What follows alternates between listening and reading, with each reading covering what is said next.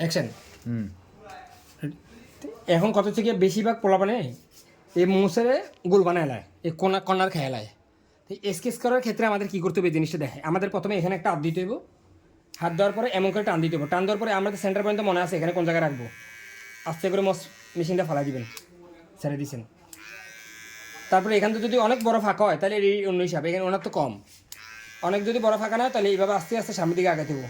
দেখছেন কোন জায়গায় টাইনা ধরছি, কোনা এটা করার সময় কিন্তু এমন আসিল, আর যখন এটার আমি ষোলো করতে চাইছি তখন কিন্তু এমন দুই জায়গা, কিন্তু এক জায়গা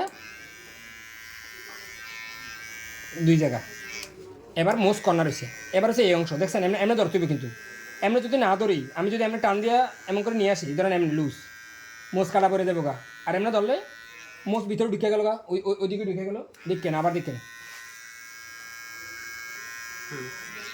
কেমন হয়েছে, মোজ ক্লিয়ার হয়েছে না ভাই? একটু দেখেন তো এবার কমপ্লিট।